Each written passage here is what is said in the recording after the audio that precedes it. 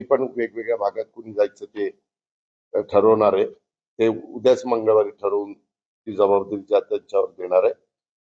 आणि आपल्या इथं साधारण 26ला अंतिम चित्र झाल्यावर 2 तारखेला मतदान आहे. अशा प्रकारची ती एकंदरीत परिस्थिती, पण मध्ये गॅप मात्र मोठा आहे. अर्थात नगरपालिका नगरपंचायतीमध्ये जरी 20 प्रभाग किंवा 17 प्रभाग असे काही असले तरी मतदारांची संख्या फार काही नसती तुलनात्मक लोकसभा विधानसभेला असली तशी. आता आपल्याच बारामतीतलं जर बघायचं म्हटलं तर 1 नंबरला मतदारांची संख्या 6,500 आहे, पण 2 नंबरला 3500 आहेत, 3300 आहेत, 3900 असं आहे. म्हणजे सगळ्यांना ते चिन्ह पोचेपर्यंत कुठली अडचण येईल असं मला वाटत नाही बारामतीमध्ये.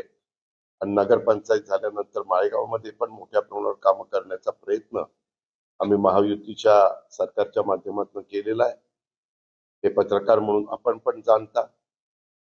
आणि अजूनही आमची बरीचशी कामं पाईपलाईन मध्ये, अजूनही वेगवेगळ्या प्रकारच्या समस्या, म्हणजे सोलरवर बारामती शहरामध्ये स्ट्रीट लाईटला लागणारी जेवढी वीज लागते ते पण मी आता प्रोजेक्ट हातामध्ये घेतलेला आहे. अशा पद्धतीनं बऱ्याच गोष्टी आम्ही त्या बाबतीमध्ये करतोय. तसंच मला दुसरं एक तुम्हाला सांगायचं होतं, हे झालं येणाऱ्या निवडणुकीच्या बाबतीत. बाकीची पण जबाबदारी जेजुरीची, सासवडची, फुरसुंगी उरळी देवाची किंवा इकडं दौंड, इंदापूर, शिरूर, खेड, म्हणजे राजगुरुनगर, चाकण, आळंदी, तळेगाव, दाभाडे, वडगाव, मावळ, लोणावळा, तिकडं भोर, तिकडं जुन्नर, आता नवीन मनसर झालंय. अशा वेगवेगळ्या निवडणुका होणार आहेत, त्याच्याबद्दल पण आम्ही सगळेजण लक्ष ठेवून, आणि राज्यात पण चाललेलं आहे तिथं पण आम्ही पण लक्ष ठेवून, आमचे मित्रपक्ष पण लक्ष ठेवून आहेत आणि समोरचे विरोधक पण लक्ष ठेवून. ते मला आपल्या सगळ्यांच्या निदर्शनास आणून द्यायचं होतं. दुसरं, मधल्या काळामध्ये काही घटना घडल्या त्याच्याबद्दल स्पष्टपणे मी माझी भूमिका मांडली आणि त्याच्याबद्दल इन्क्वायरी पण सुरू झाली, FIR पण दाखल झाली ज्यांच्या सह्या आहेत त्यांच्यावर, आणि चौकशी पण सुरू केलेली आहे. 1 महिन्याची मुदत मुख्यमंत्री महोदयांनी दिलेली आहे आणि त्यावेळेस सगळं वस्तुस्थिती काय ती जनतेच्या समोर येईल. 1 रुपयाचा व्यवहार न करता नुसते आकडे लिहून कसा कागद होऊ शकतो ते आजपर्यंत मला काही कळलेलं नाहीये. आणि त्याच्यावरून मी पण आश्चर्यचकित झालो की असं कसं, ज्या रजिस्टर ऑफिसच्या व्यक्तींनी हे नोंदणी केली त्यांनी कशामुळे ही नोंदणी केली, काय त्याला असं घडलं की त्यांनी चुकीचं काम केलं, अशा सगळ्या गोष्टीचा वस्तुस्थिती आपल्याला महिन्यांनी कळेल. कारण सगळे चांगले अधिकारी मुख्यमंत्री महोदयांनी त्या कमिटीवर नेमलेले आहेत. ते सुरू झाल्यावर पत्रकार मित्रांनो काय होतं, निवडणुका जवळ झाल्या की आमच्यावर आरोप सुरू होतात, कुठनं तरी काहीतरी. मागेही तुम्हाला आठवत असेल की असाच 2009ला का 8ला 70,000 कोटीचा आरोप झाला. त्याला 15-16 वर्ष झाली, परंतु त्याच्यातनं काहीही कुणी पुरावे देऊ शकले नाही, काही होऊ शकले नाही. पण बदनामी तर आमची होती. कुणी पण उठायचं, ते असं झालं तसं झालं. अलीकड मीडियामध्ये बोलताना वेगवेगळे प्रवक्ते बोलतात, ते पण त्याच्यामध्ये एक करतात. शेवटी चुकीचं कुणाकडनं घडलं आणि त्याच्यामध्ये काही त्याच्यावर आरोप झाले तर एक वेळ आम्ही समजू शकतो, परंतु सकाळपासून रात्री उशिरापर्यंत लोकांची कामं करायची, पारदर्शकता कशी राहील ते बघायचं, नियमाला धरून करायचं, संविधानाने सांगितलेल्या सगळ्या गोष्टीचा आदर करायचा, घटनेचा कायद्याचा पूर्णपणे कुठेही तिथं चूक होणार नाही हे बघायचं. आणि ते झालं की लगेच बारामतीतल्या कुठल्या कुठल्या जमिनीचं काढायला लागले. माझं तुम्हालाही सगळ्या पत्रकार मित्रांना आव्हान आहे, मी माझ्या राजकीय कारकिर्दीला सुरुवात केल्यापासून मी कधीही माझ्या हातनं कुठली चुकीची गोष्ट होऊन देत नाही आणि मी मागेही 2-3दा एकदा मुंबईला सांगितलं, पुण्यामध्ये सांगितलं, आता तुमच्या इकडे सांगतो की माझ्या नावाचा वापर करून माझ्या जवळचे नातेवाईक असतील, लांबचे नातेवाईक असतील, माझे जवळचे कार्यकर्ते असतील, माझे जवळचे सहकारी असतील, माझ्या जवळचे अधिकारी असतील, त्यांनी जरी कुणी काही सांगितलं, त्यांनी तर सांगूच नाही, पण यदा कदाचित काही सांगितलं तर ते नियमात नसेल तर अजिबात संबंधित अधिकाऱ्यांनी त्या कामात करता कामा नये. अजिबात कुठलाही दबावला ते बळी पडता कामा नये हे मी स्पष्टपणे सगळ्या माझ्या क्लास 1, क्लास 2, क्लास 3 या सगळ्या अधिकाऱ्यांना पण आवाहन करतो आणि IAS ऑफिसर जे कोणी वरिष्ठ अधिकारी त्यांना पण सगळ्यांना आवाहन करतो. आता पत्रकार मित्रांनो, तुम्हाला माहिती आहे बारामती तालुका खरेदी विक्री संघ मेडक इथं गट क्रमांक 414/1 जमिनीच्या बाबत काहीतरी आरोप झाले. मी त्याही वेळेस सांगितलं की जे आरोप झाले त्यांनी कागदपत्र तपासावी, त्याच्यात जर चुकीचं झालेलं असेल तर संबंधितांच्याकडं तक्रार करावी, संबंधितांनी त्याची चौकशी करावी कायद्याच्या नियमाच्या अधीन राहून आणि चौकशी करून सत्य लोकांच्या समोर आणावं.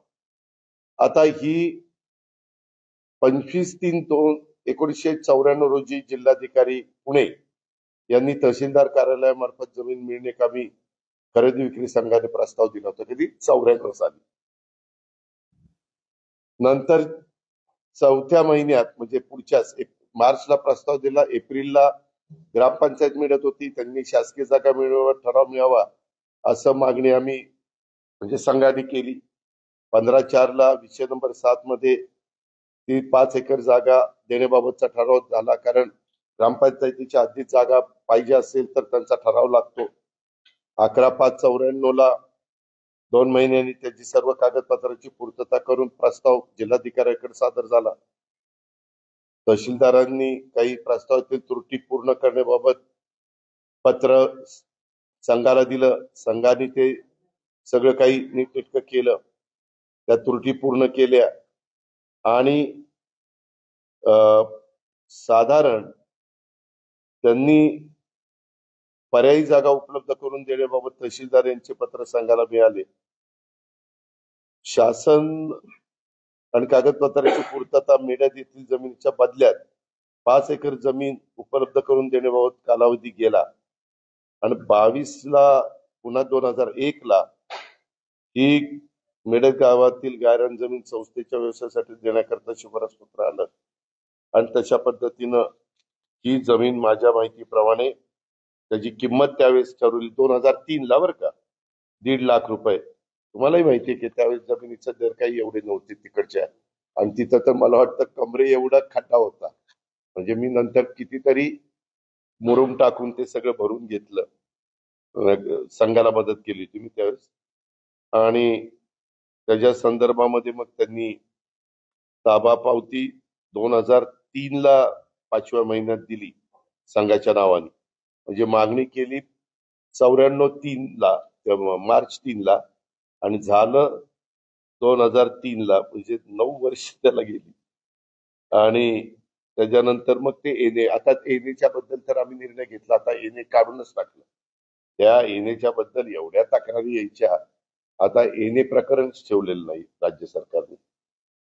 आता 2020 मध्ये मला असं वाटलं की तिथं आता जरा पंप करावा, कारण बारामती वाढली, एक गोडाऊन करावं, मंगल कार्यालय करावं, असं काय काय काय काय आमचं ठरलंय.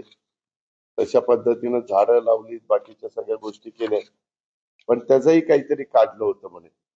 माझी विनंती आहे की जर त्याच्यामध्ये पुरावे असतील, कागदपत्रांचे सगळे दाखले असतील आणि चुकीचं झालेलं असेल तर जरूर चौकशी झाली पाहिजे, कारण हे कायद्याने नियमानं चाललेलं सरकार आहे आणि यंत्रणेने तशाच पद्धतीचं काम केलं पाहिजे. पण आता बऱ्याच कुठल्या कुठल्या जमिनी काढतात आणि त्यांच्या नातेवाईकांनी असं केलं, यांच्या स्वतः अजित पवारांनी असं केलं. मी कालही चुकीचं कुठलं केलं नाही, आजही केलेलं नाही, उद्याही करणार नाही, एवढंच मला सांगायचं.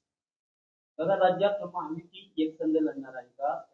प्रत्येक त्याच्याबद्दल मुख्यमंत्री देवेंद्रजी, तसंच एकनाथरावजी, तसंच सुनील तटकरेजी, रवींद्र चव्हाणजी आणि काही एकनाथरावांनी ज्यांना चर्चा करण्याचा अधिकार दिला ते कदाचित उमेश सामंत आणि काही कोणी असतील, त्यांच्या संदर्भातली याची चर्चा होईल. आम्ही एक सांगतो की बाबा सगळ्यांनी एकत्रपणे राहून लोकांच्या समोर गेलं पाहिजे.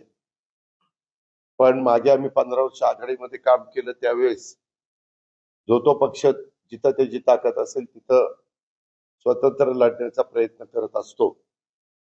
जिथं स्वतंत्र लढल्यानंतर मताची विभागणी होऊन फायदा होणार नसेल तर तिथं एकत्रपणे आजपर्यंत जे ते लोक गेलेले आहेत.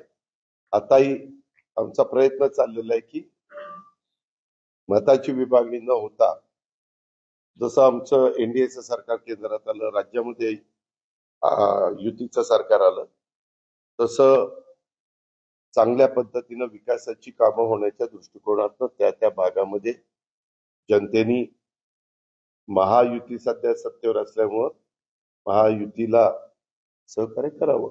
शेवटी तो जनतेचा अधिकार आहे. बारामतीत भाजपनं तयारी केली आहे लढायची. मी सांगितलं ना, आम्ही आव्हान करतोय तयारी करायची. प्रत्येक जण आपापला ताकद आजमावण्याचा प्रयत्न करतो.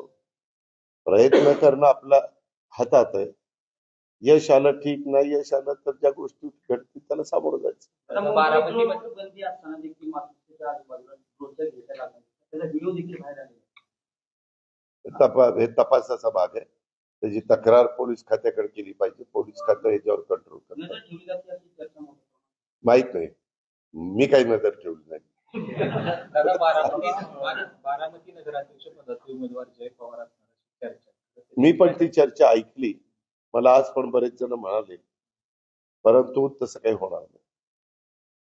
दादा, खरं तर 10 दिवस राहिलेले अजून कुठलाही निर्णय भाजपचा कंट्रोल असं करतोय की कशाला 10 दिवस राहिले?